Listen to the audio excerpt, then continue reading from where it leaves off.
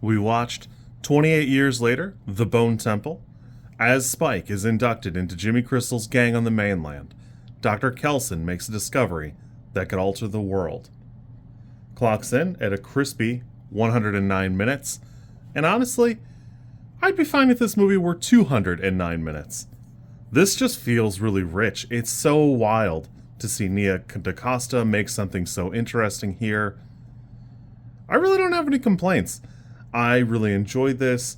Watching the trailer, I thought I had a pretty good idea of what to expect here or what to look forward to, and I was really wrong. I was really wrong.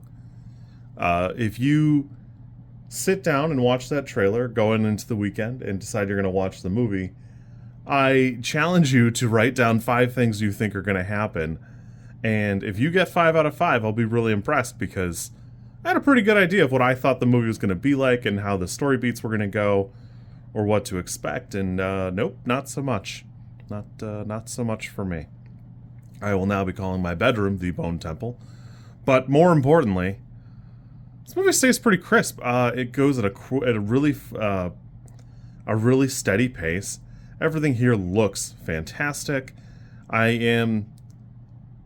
don't know. I think it's amusing that for a lot of people, we are making Jimmy Savile's Wikipedia trend again, which is kind of sad, because I feel like everybody should be able to know who that is by sight, but realistically, I didn't know either. I had to learn a little bit about him, and even now, I had to go back and look him back up and go, what's his deal? What's his deal? And the answer is pedophile.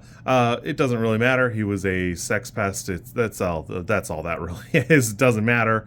But Jimmy Crystal wouldn't know that, because in this timeline, they never get to that point of discovery.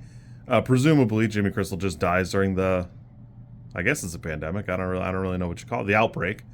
And so, even if he would care about that, the stylings and the buffoonery don't feel tacky to him.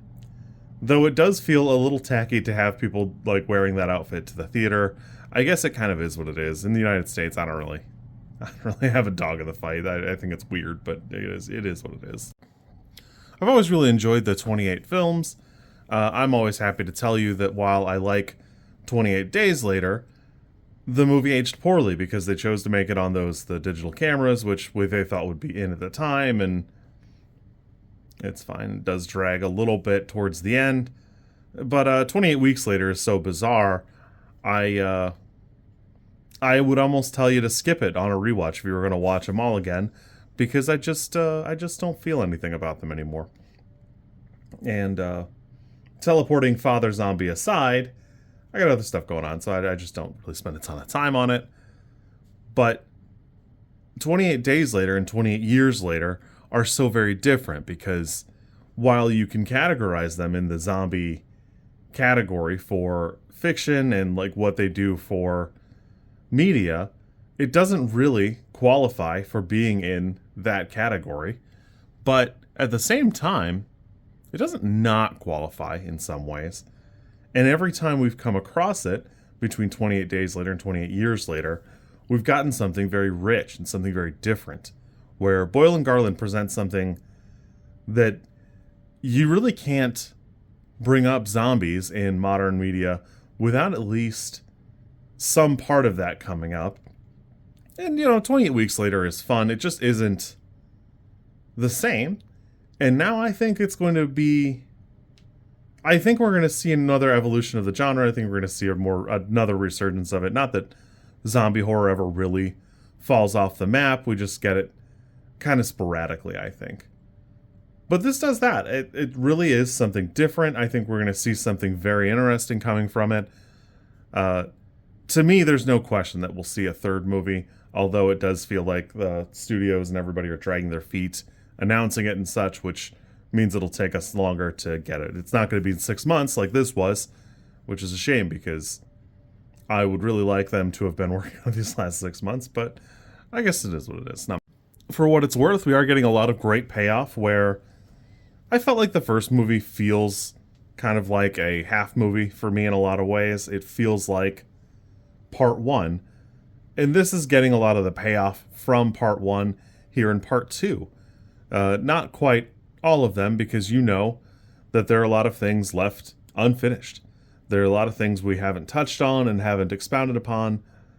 I don't know that I expect that this will wrap up the whole thing, but I'm excited to see what part three does. I really did have a great time with this, and I've seen a lot here that I really enjoyed.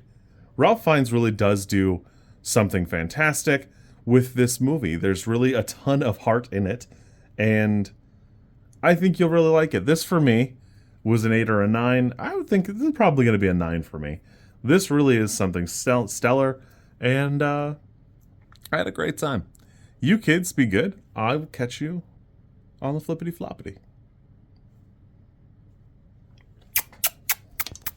If you like this content, I'm supposed to ask you to like, comment, and subscribe. I think like is here, and comment is probably down there, and subscribe over there somewhere too, I think. I don't know how many times this like snippet is gonna make it into a video. Everybody says you should do it this way, and I always thought it was just like an annoying thing other YouTubers did. And as you know, I am bad at editing, so if you like it, great, I'm happy for you. If you don't like it, I'm sorry.